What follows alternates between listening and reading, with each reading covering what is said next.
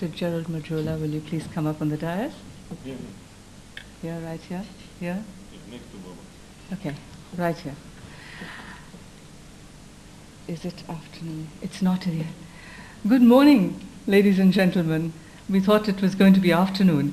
And a very, very hearty welcome to all of you. You have come from many parts of South Africa and from many parts of the world, so you've journeyed a long way. And we really appreciate and we're very, very honored that you are here with us today.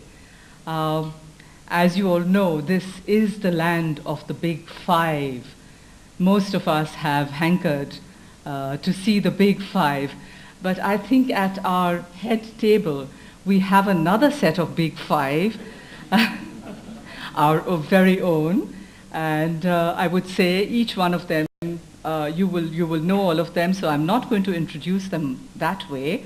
One of them is a dreamer. He's the dreamer who dreamed up this wonderful book, Mr. Shyam Bhatia. It is because of him that it all happened.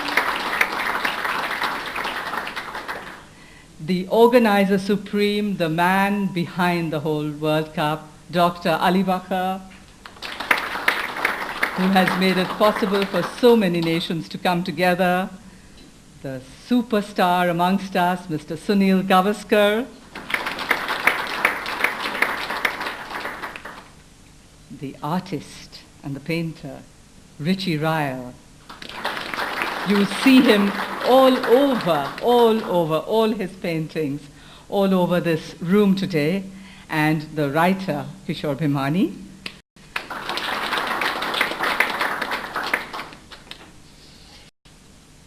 I would like to start by asking Kishore Bhimani to do the introductions.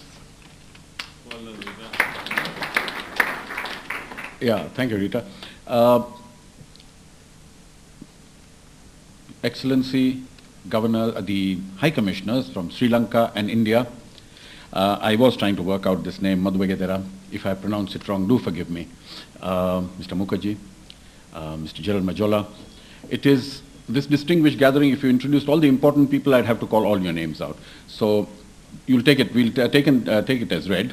Just one or two quick words before we start the formal part of the meeting. You have seen what has happened. As the talk about the uncertainties of the game, to me it's got nothing to do with scores or bowling. Uncertainties of the game are what is happening right at this moment. Just when we least expected it, they have called a press conference at the ground. I think the Indians are about to announce that we are going to win tomorrow's game. They could have just put it in the papers. They didn't have to call a press conference, but they have done so.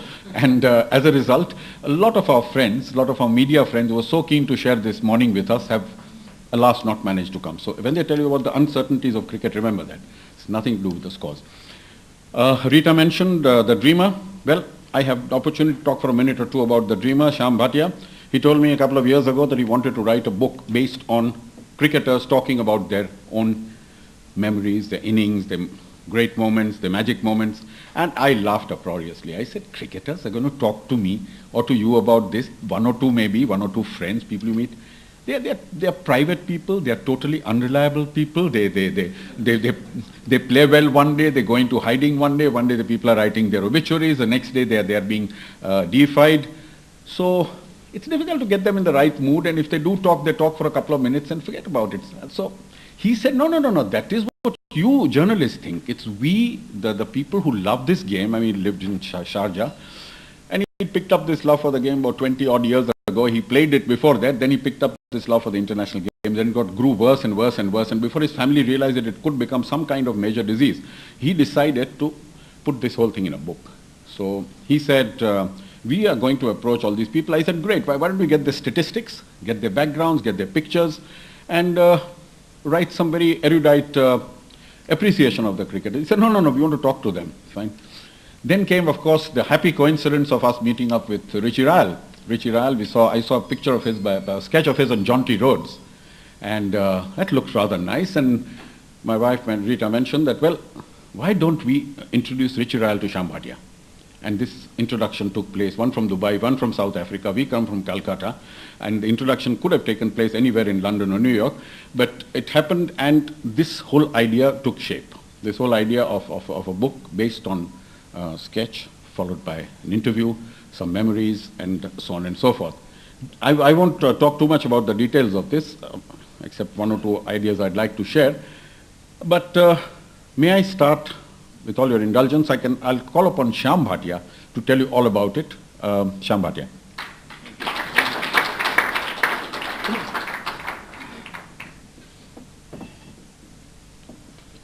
Good morning, Dr. Ali Vakar, Sunit Gavaskar, His Excellencies, our Indian High Commissioner Mr. Mukherjee, and High Commissioner of Sri Lanka, Madhu Vardek, sorry, pronouncing around your name, Mr. Majola, and which I have taken a permission to address my old respected friend, Baba. Baba Aman Singh is with us here. Thank you very much for coming. And ladies and gentlemen, it's how this book came into my mind. You know, when I was a young man playing cricket in India back home, we had very average cricket team led by captain called Fred Oscar. The man's determination was unbelievable. Me and my brother Lachu used to play for him. And Oscar, well, he taught us how to be disciplined in the game and how to give 100% on the field. And that we toured a lot of cities in India. We won few very good matches with the good teams, lost with the dignity.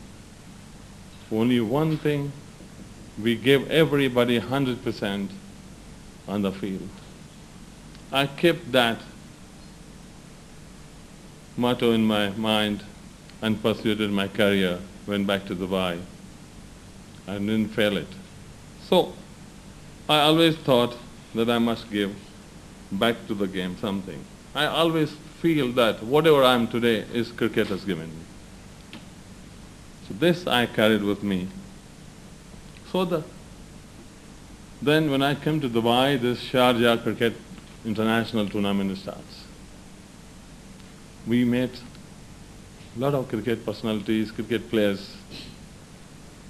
I enjoyed hearing the stories, what they used to tell us, what is happening off the field, on the field, which generally audience don't read. And I used to think, what a thrill, we are getting on that. How this one, audience are missing that. I was keeping thinking on that line, must do something. Because, as I said earlier, I want to give back something to the game. It so happened, Kishore and Rita was passing through Dubai.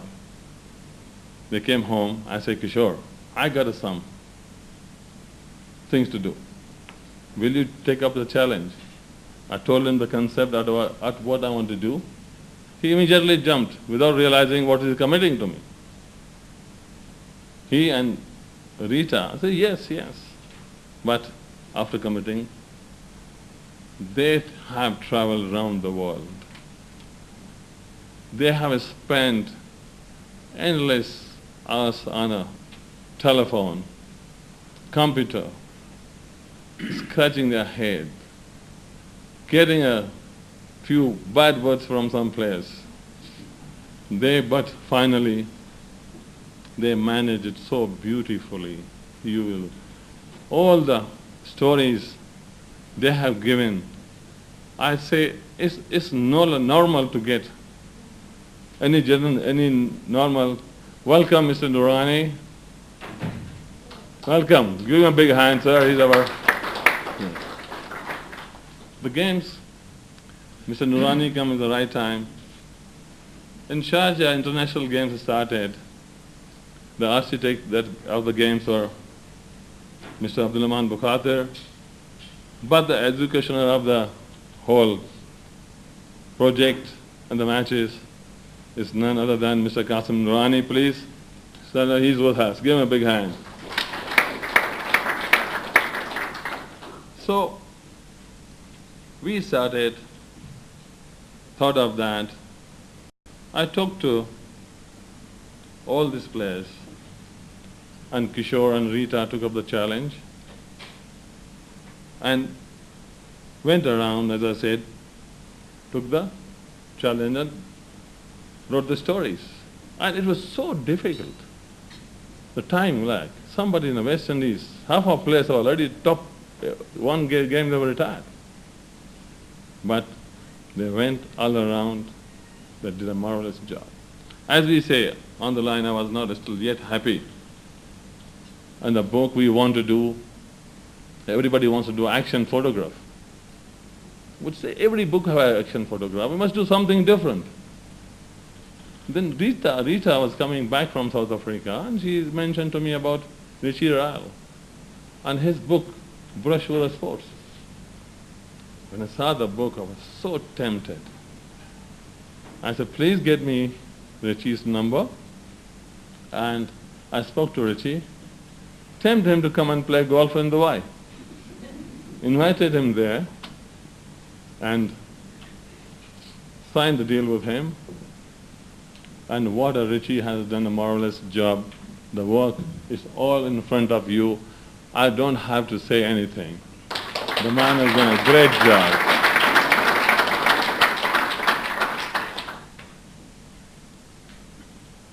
Now, second part comes again. Why I'm launching the book in South Africa. Cricket is our home yard. Sharjah has played the maximum one-day games in the world. Bombay is the Mecca of Indian cricket, with the personalities like Raj Singh there where I can easily do anything. But no, I said I want to do in South Africa, but I must tell you my relationship with South Africa. I came to play cricket here in 1993. And I remember, we used to travel earlier other countries in the world, but what reception we got here, what a game we got, what a respect we got here as the cricketers. When I saw the commitment in this country, it was so amazing to the game. We took the next trip and played again in 97. And remember, we went to the play, one match, a club called Eastern Prawns Development Team. That's, I think, the place called Kawara district, something like that. These people were playing a match without socks. Some people are playing it without, proper t-shirts. And end of the day, this was the last match of our tour. And we donated all our kit, all our t-shirts to that team. Would I see this game have loved so much here? So I decided to come and launch our book. I spoke to Dr. Bakar Ali, Majola. They welcomed me so much. That we are all here to launch the book, and I would like to thank both of you very much for that.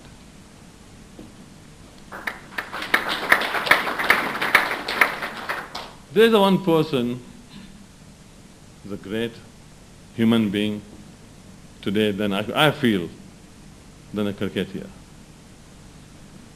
Nonetheless, little legend master Sunil Gavaskar.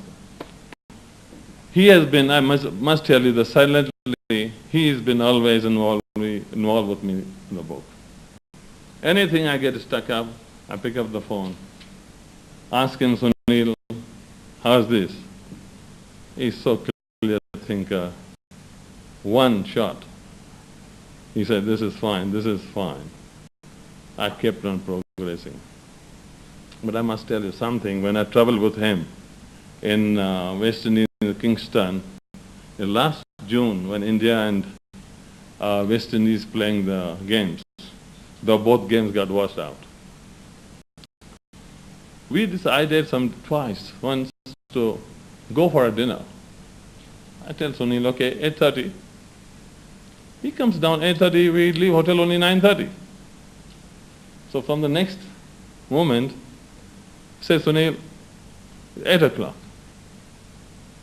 If we have to go 8:30. When he comes down, all cricket fans, all his admirers are there to have a autograph by him and have a photograph with him and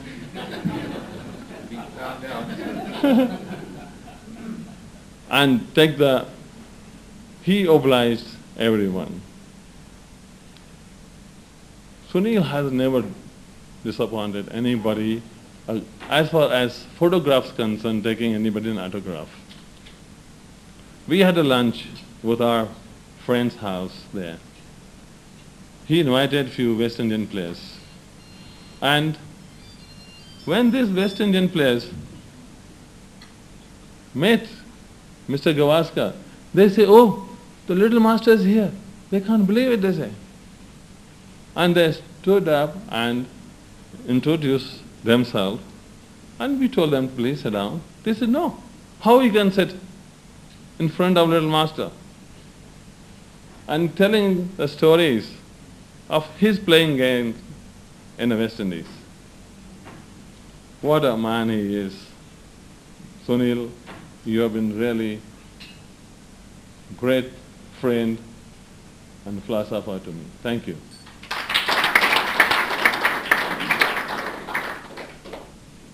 We always say, the book is not an easy thing, but we did such a way. The biggest hurdle and competition came. The title of the book.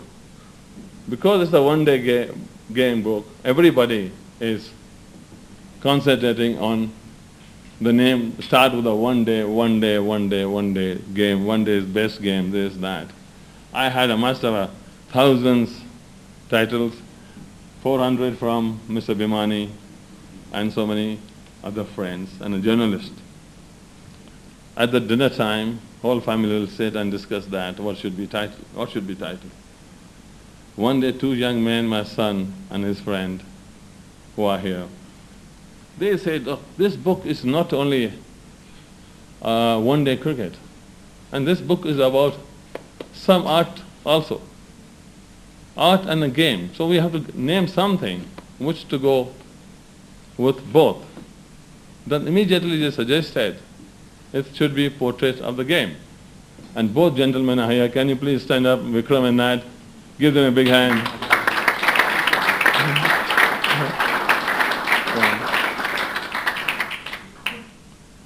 In the end, I must say, my brother Lachu, he's been driving force all the time.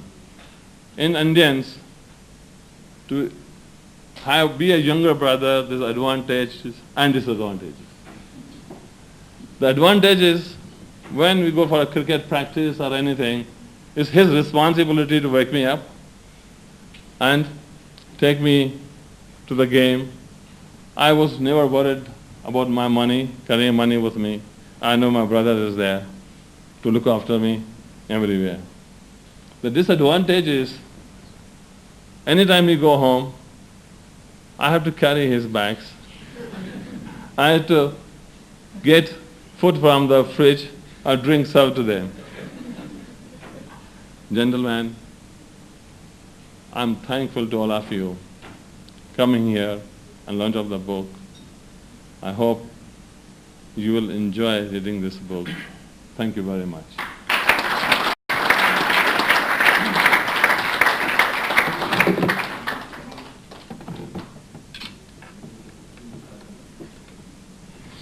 Talk of being a crashing bore, the microphone was about to land on me. I don't know whether it wanted to stop me saying anything.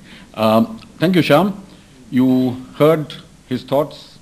I think he told you all about the players, about Sunil Gavaskar, about all the members of the family, friend circle, all the people who've helped him, in between Mr. Qasim Nurani. I feel I must, okay, we again stop and interrupt and say Ravi Shastri has arrived and there's Ritu. Welcome. I didn't recognize him for a moment, he shaved off his moustache. Talking of Sunil Gavaskar, before he comes up to speak, I'd like to share one or two thoughts.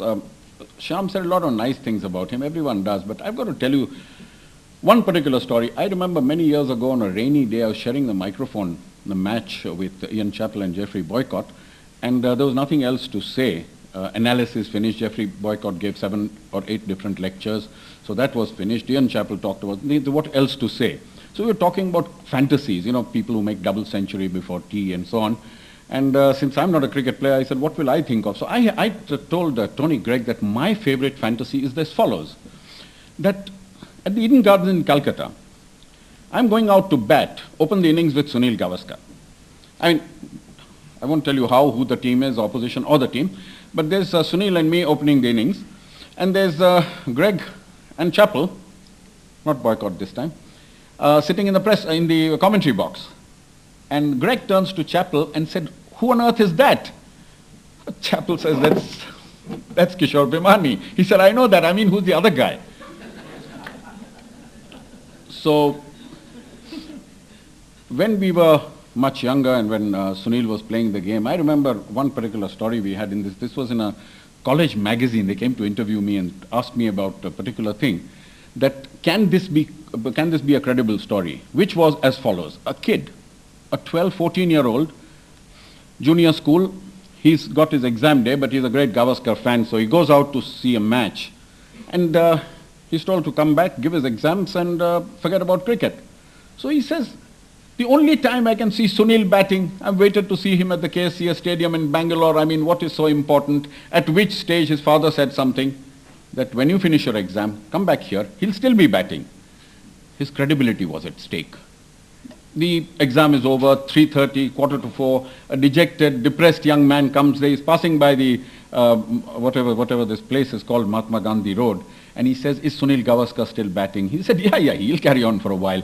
And what happened was his faith in his parents was totally restored. Now this kind of thing is very good for our cricket. And let's discuss this thing with him, this matter, Sunil, little master. We've had so much confusion about this little master. And when he was playing, was it Vishy or was it him? Now, is it the old little master or the new little master? And I think let's call on the old little master whom we used to know and travel around the world with, Sunil Gavaskar.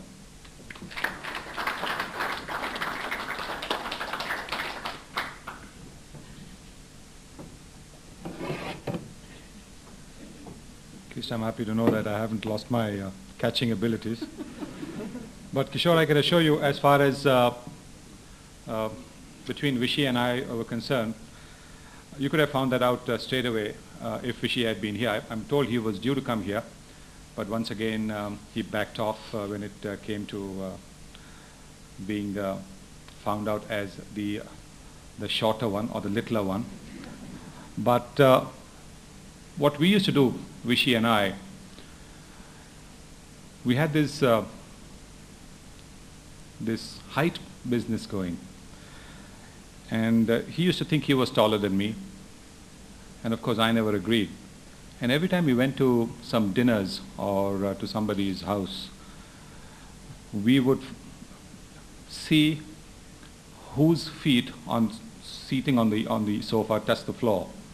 And invariably mine used to touch the floor and his were hanging up a little bit. And I would always say to him, look, I am the taller one. So that should take care of who was the little master. I think Vishy was the little master. The original little master, of course, was Hanif Muhammad. And I don't think there really has been anybody after that. But thank you very much, Kishore, for all the kind words. You did make up after your initial introduction about cricketers not exactly being talkative and not exactly being very reliable. I think as far as the reliable bit is concerned, I think there is some substance in that because, as you know, a cricketer or a former cricketer is running the World Cup, and the World Cup hasn't exactly gone smoothly, hasn't it? So I mean, I can understand that the fact that you think it's not reliable. And about cricketers speaking only for 2 minutes already, I think it's been nailed as a lie. I've taken more than 2 minutes over here, and I'll take a couple of minutes more just to say how delighted I am to be able to be present here, to see the the efforts of Shyam and Kishore fructify and come through in this book, without, of course, forgetting the tremendous work that Richie Ryle has done in doing the portraits of all the cricketers. It's not very often that one gets to see or gets to read players who have contributed so much to the game speak out about their favorite cricket game. We've heard about cricketing stories, but in this you get to hear about the games that they look back on with fond memories. And I think the fact that Shyam has brought this book out, and it's not for sale, and it is only for private circulation, also tells you the love for the game that Shyam has. I don't really wish to take too much of your time here. Just to congratulate Shyam, Kishore and Richie for the tremendous work that they have done. Those of you who will get to see the book in a little while will agree that it is one of the finest production cricketing books that you have seen, and I'm sure you will be happy to have it on the table, on the coffee table in your living room. Ladies and gentlemen, thank you, and thank you all for being here and supporting Shyam. Thank you very much, Sunil. You were really, really short and sweet. We have amongst us a surprise visitor, Mr. Raj Singh Dungarpur, who has been a passionate follower of the game, and he has regaled us for years and years with his wonderful anecdotes about cricket. And we would like to call upon Raj Singh to come up on the dais and say a few words.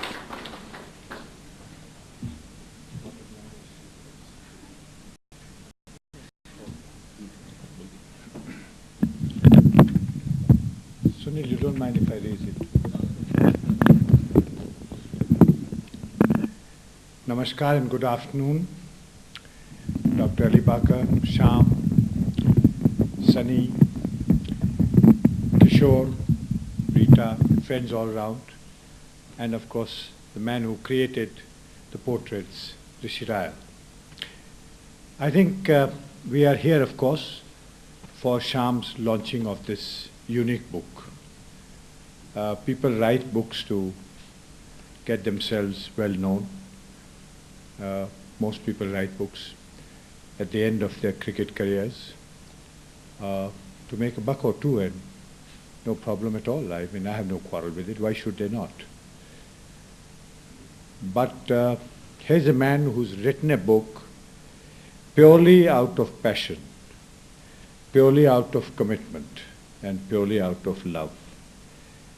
I think he's been called a dreamer, and I think there's nobody in this hall who is not going to agree with that. There have been many dreamers, Martin Luther King, but very few people have been able to fulfill their dreams. Shyam, you have done it. We are very proud of you. Thank you. I think incidentally, this is also the high point of cricket when the World Cup is being organized in South Africa. Not so long ago, you couldn't play cricket as it was meant to be played. But there has been a genius, and his name is Ali Bakar. Absolute genius. A great captain, very fine player. He, by sheer persuasion, by logic, by charm, dismantled the apartheid, and none of us realized it. One man did it, and then constructed South Africa as a leading cricketing nation with all doors open.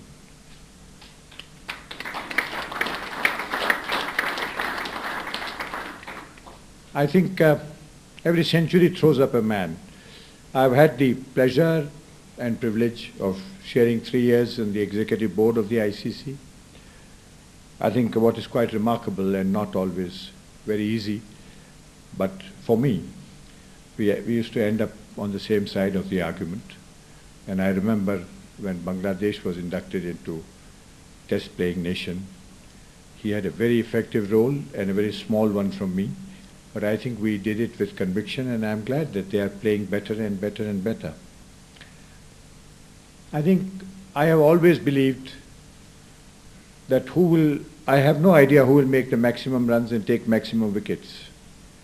But the World Cup 2003, ladies and gentlemen, there'll be only one man of the World Cup, that's Dr. Ali Parker. Hard earned, well deserved, an embodiment of commitment, without being loud, always persuasive, and I think the cricketing history owes you, Ali, a lot. It's not very easy to create what you have created. I mean, one time, the name of South Africa was something which was, when cricket was concerned, was not acceptable. I mean, I remember that winter, Reverend Shepherd standing outside the Lord's cricket ground and people trying to dig wickets up. From that to now, it's a cradle of cricket. It's the best organized cricketing nation. I think what does one speak about a close friend like Shyam? I think he's just been wonderful. I think he's a wonderful person. I mean, I saw Mr. Pankaj Thakkar standing in a queue in the immigration, and I almost felt I'll go and pat his back and say, "You're going for Shyam's launching of the book," because you could almost make out that he's coming all that distance just for this. I asked him, "Are you going to stay back and walk matches?" No, he says, I'm very interested in cricket, but I'm just come for the launching of the book. So these are tributes to a man himself and his friends. I think it'd be fitness of things if I also mentioned Mr. Qasim Noorani, the architect of the CBFS. And I, for one, along with some great names like Sunil, have always stood and applauded CBFS. The amount of money that they have given to the retired cricketers, I think the boards of India and Pakistan have not even done 25% of that. I have seen C.S. Naidu and Mushtaq Ali in the twilight of their life, not twilight of their career, getting moist eyes when the check has been handed over to them. I think this is also a time to think, and think hard, that cricketers around the world, those who have served the game, some of them are not that fortunate to be able to enjoy their retirement to an extent that they very richly deserve. I think the cricket community is here, and I would like to, in utter humility, like to emphasize that we all who, I can't claim to be a cricketer, but I love cricket. We all cricket-loving people. Those who play love cricket, those who watch love cricket, those who write love cricket, those who speak on the game love cricket, have to do something about this particular fraternity which has been left cold and somewhat unregistered. I think Sunny's always got wit, and but now I think he's on threshold of another responsibility, not just taking the leg stump and battling for India hour after hour, some of the greatest fast bowlers the game has ever known. But he has to now play a role of a father-in-law very shortly, and I would wish to compliment him that his young son is entering into another phase, and I think Sunil will have to, I mean, he must look like a father-in-law. He can't, he can't keep on looking 21 all the time and go to West Indies and score 700 runs. I think this Sunil Gavaskar versus Vichy, I have also had a very short experience, but quite unforgettable, that in 1932-82 was 50 years of cricket between India and England, and we had dinner at Lord's. And we were picking up plates, and quite obviously you would expect me to be one of the leading ones. And Len Hutton was there, and he went to Vichy and said, So that other fellow is your brother-in-law, isn't he? So poor Vishy, 2 minutes he didn't know what to say. What he meant to say is everybody introduces him the other way around, that Vishy is the brother-in-law of Sunil Gavaskar. He said, I can't remember his name. What is his name, Vishy? Then Vishy got the joke. And Sir learned that dry Yorkshire humor. I'm sure Ali knew him much better than me. But somebody asked him then that what is the best way, because when reference of Sunil Gavaskar comes, the reference of one of the greatest opening batsmen, and Hutton and Gavaskar were both, I think, if they were going to open the innings, I think the fast bowlers will have a hard time. And somebody asked him, sir, what is the best way to play fast bowlers? And Sir Len Hutton said, to be at the bowler's end. Sunil hasn't said that because he doesn't get opportunity. Once he decided to bat at number 4 and he went into bat in Madras when 2 wickets were down for 0 and he went and scored 234 runs. I'm also very pleased to see Ravi and Ritu here. Ravi lost his place in the tour of New Zealand. I happened to be by accident chairman of selection committee. I came to CCI in the morning for a walk, and in the middle I saw Ravi Shastri standing, and I said, now, I mean, when you are in the selection committee, it's a slaughterhouse. And I've then enjoyed his friendship. When he was given up playing cricket, I enjoyed his friendship. I admire him for being one of the topmost commentators in the firmament of television. And Ravi came to me. I was going to him, shook me by the hand, and turned around and said that I have no problem about being dropped, but I want to tell you, I'm going to work very, very hard and will be on the England trip. I said, you will have my vote. He got runs. Out of 3 test matches, he scored 2 centuries. I mean, this is what tough cricketers are meant to be. But the man behind is the person whom I've always called coach, because she used to come in the morning and see to it that Ravi took exercises. And ever since then, I've always addressed Ritu as a coach, and she's played a terrific role. I'm quite sure there are many cricketers who are fortunate enough. I think it's a wonderful afternoon. It's an afternoon of friends, and it's afternoon of the portraits. And I think very rightly, these are great portraits. Mr. Rochelle, the game of cricket, and we the lovers of the game will be indebted to you and to Shyam for a very long time to come. Thank you very much.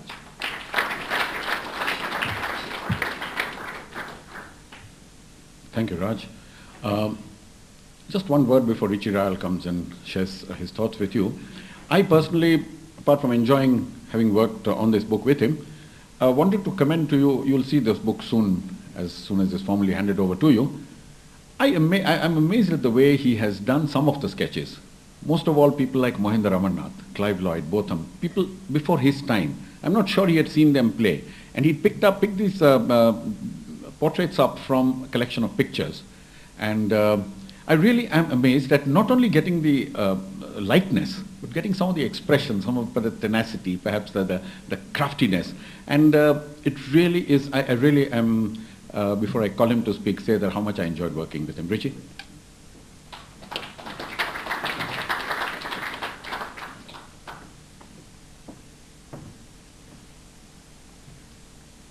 Honored guests, ladies and gentlemen, Kishore, Shyam, Sanil, thank you for those kind words. I really appreciate it. Normally I'd feel more comfortable keeping wicket or with a paintbrush in my hand than standing before you, but it is indeed an honor to say a few words today. I've always believed that sport is possibly one of the greatest unifying forces of people today. Not only can it draw together people from totally different backgrounds and cultures, teaching us to respect and understand others, but also helps to uplift society and gives our children goals to strive for and role models to emulate. Therefore, it is not surprising that the parties involved in this book should represent different countries across the world, the United Arab Emirates, India and South Africa, as well as cricketers from across the globe. Very few walks of life generate as much passion from such diverse locations and bind those people together as the game of cricket does. You may ask yourself, how did an artist from Cape Town become involved in this project? You have heard briefly about that from the others, but I'm going to tell you the story. Rita and Kishore had come to Cape Town during the Australian tour last year to interview the players when they came across a painting of mine of Jonty Rhodes at a business friend in his office. Rita and Kishore admired it, as you've heard, and asked who the artist might be. This chap not only said that he knew me, but he promptly got me on the phone and put Rita and I together. Rita and I met, and I was able to show her some of my art. It was a short time after that I was on my way to Dubai and there to discuss and agree with Mr. Bhatia about the book. Approximately 8 months later, that dream of Mr. Bhatia has been realized. Nations and people have been drawn together. Mr. Bhatia is able to give a legacy back to the game he loves so dearly. I've indeed been privileged and honored to participate in his dream. All the players of this book have been admired and looked up to by myself as role models, and I trust I speak for all of us and millions others. It was my intention to depict the players in various different mediums and styles in order to portray the differing backgrounds of the players and celebrate their differences. I hope I succeeded. In conclusion, I salute the visionary Mr. Bhatia, not only for his vision, but for his energy, courage, determination, and commitment to not only a portrait of the game, but the game of cricket itself. Thank you.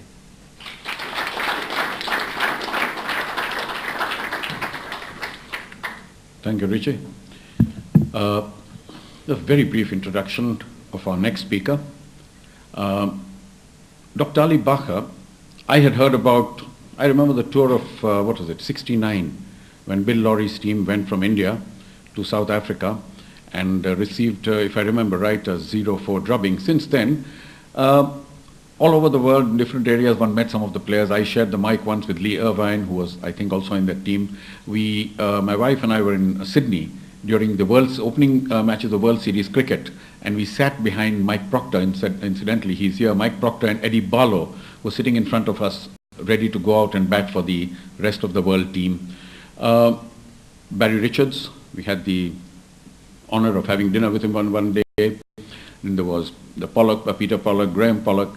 And when we tell people that Ali Bacher was the captain of that team, it perhaps speaks volumes for his understated attitude to life, that people say, really, he captained that team? And that was Ali Bacher for you. What a team that was. And whenever cricket historians talk about it, he said, if that, the team had carried on playing, things had been different, but we can't change history. Ali Bacher, now an administrator, one word before he comes to speak. What a wonderful person he has been, how much he has helped us with this book. And it is perhaps the character of the administrator, Ali Bacher, that reflects in the character of the captain of South Africa, that's Sean Pollock. I remember Rita and I interviewed Sean in the morning, and we finished the interview, putting it on the computer, and call comes from the reception in the Newlands Holiday Inn, that Sean Pollock on the line. He said, I had forgotten to mention this little statistic. I thought that would make the interview complete. I don't know how many people would do that, but this is a very happy memory for me. And the amount of help we got from Ali on this, well, I want to record that we are very grateful for it. Ali Bacher.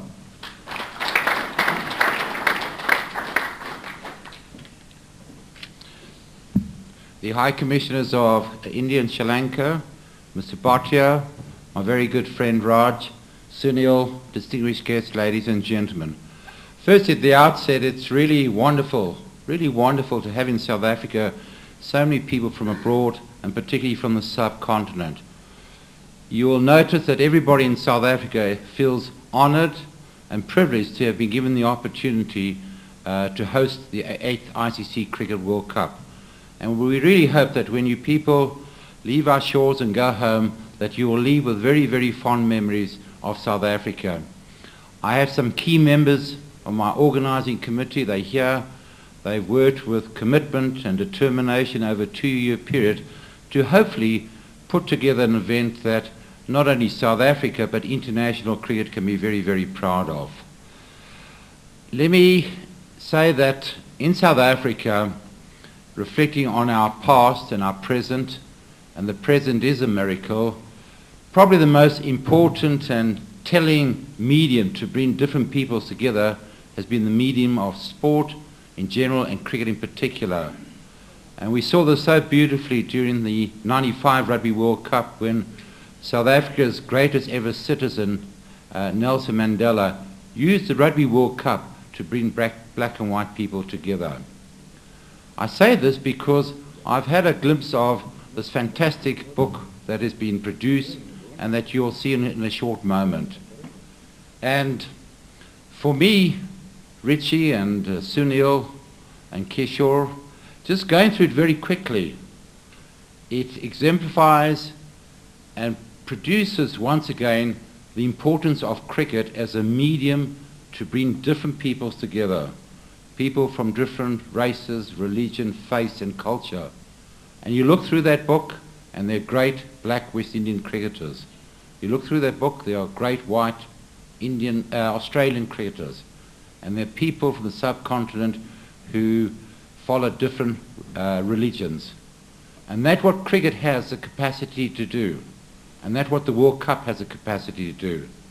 And Richie, I think this book, and to all those at the main toe, really brings us through very strongly. I think that other than soccer, there's no other sporting code that has the capacity to unite and bring people together. And I would like to congratulate Mr. Bhatia initially on the vision, the commitment, the passion towards cricket, and also for the fulfillment of what will be a very outstanding publication. It really sends a very, very strong signal as we gather today for a very important game tomorrow to show once again that peoples or countries that are miles apart but through cricket can come together and show what a unifying factor the great game of cricket is.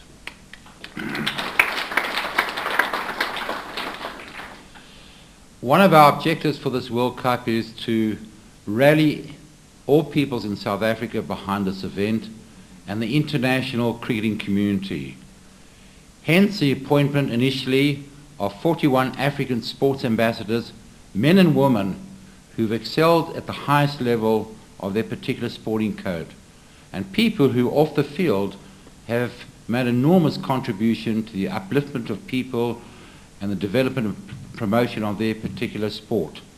And those of you who saw that famous victory in Nairobi recently saw that the legendary Kip Keino, one of the great athletes of all time, is one of our African sports ambassadors, and he presented the Man of the Match award in our fantastic World Cup blazer.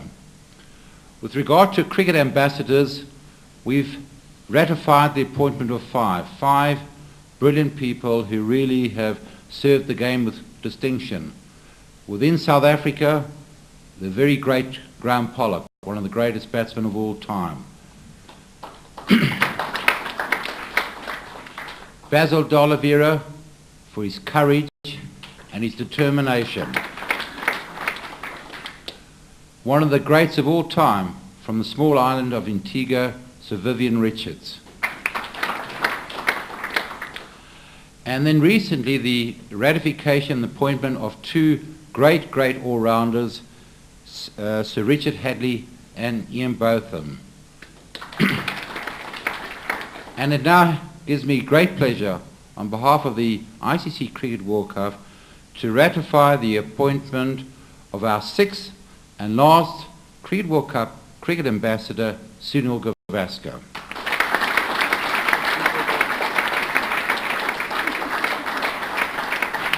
Sunil is the first batsman to score 10,000 test runs. He remains the second highest test run scorer, 10,122 runs. Has scored the most centuries, 34. Scored 774 runs, including 4 centuries in his first test series against the West Indies, in 1970-71. He's the only player to score 2 centuries in a test match on 3 occasions, and captained India a record 47 times. It was with much pleasure and a great privilege to ask Bangu Masisi, our Public Relations Director for the World Cup, to present Sunil Gavaskar with his ICC Cricket World Cup ambassadorial blazer.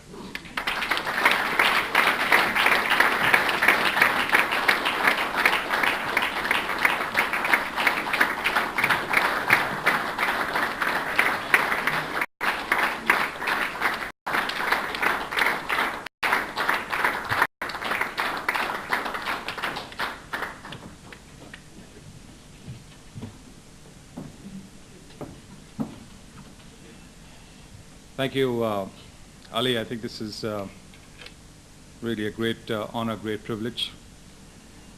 And I know when you asked me a couple of years ago, actually, when India were playing in Zimbabwe, about being an ambassador, I was absolutely delighted to accept then.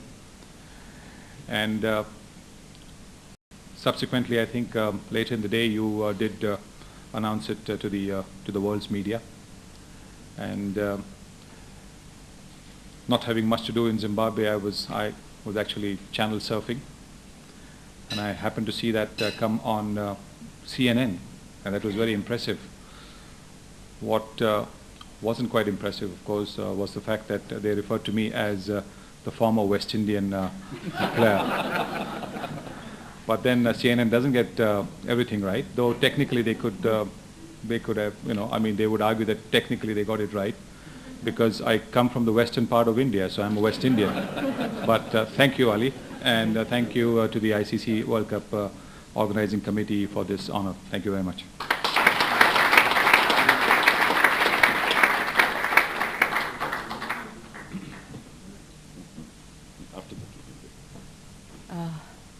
And now, of course, we come to the formal release of the book.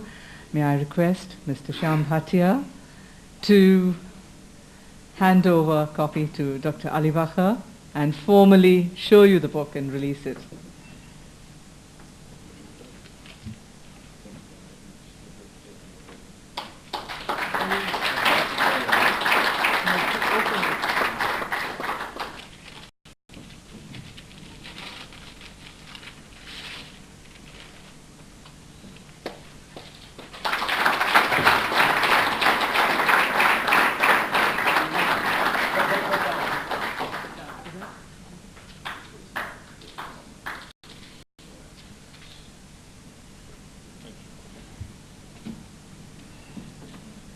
One last very, very pleasant duty that I have is to ask Vimla Bhatia, the person behind Shyam Bhatia,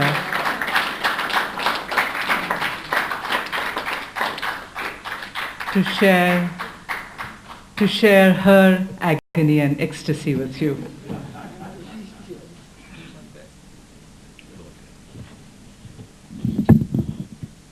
Ladies and it's too low.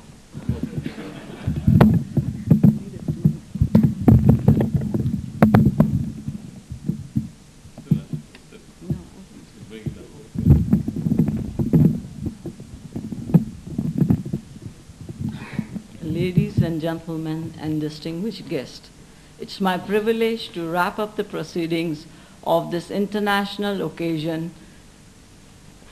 I'm very nervous. Just think, we are here in South Africa's charming and historic township of Pretoria to launch the book conceived by my husband Shyam Bhatia in Dubai, written by Kishore Bhimani in India, illustrated by Richie Royal in Cape Town, about the cricketers who come from all the corners of the earth. Although my husband has had a long association with the game, I have to say my involvement into the game of cricket has been very recent. It actually stemmed out of boredom. We used to always host dinners at our place where the cricket teams were in Sharjah, and after all the hard work and preparing, I would be stiff bored. Because All they would talk about is cricket. I tried to set it by watching it on TV with my son and my husband, but would not understand a thing. Eventually, the cricket bug bit me when I agreed to fly with my husband to Lahore to watch the 1996 World Cup finals.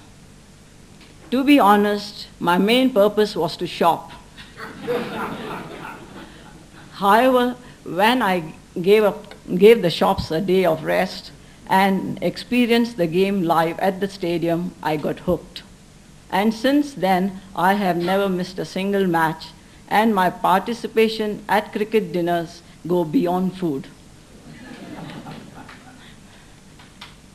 I must thank my husband, his passion for the game, and his patience with me, asking him endless questions, which developed in me the love for the game. Portraits of the game has been like a mistress for a year and a half.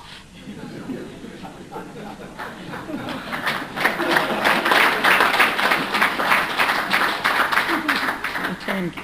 But thank God I have got my husband back to myself. I am thrilled that his efforts for this book has brought together such wonderful people as are present here today to celebrate what for all of us is the realization of a dream. Thank you, Dr. Barker, for your help and inspiration, Rita and Kishore for their globe trotting for the greats, Richie for his matchless paintings. Thank you, superstars of the game, for being indulgent and generous with the time and recall. Thank you very much, South Africa's World Cup, for making this event possible. And most of all, thank you to all our friends who have flown all over the world to be here with us. We appreciate your support and friendship. Thank you.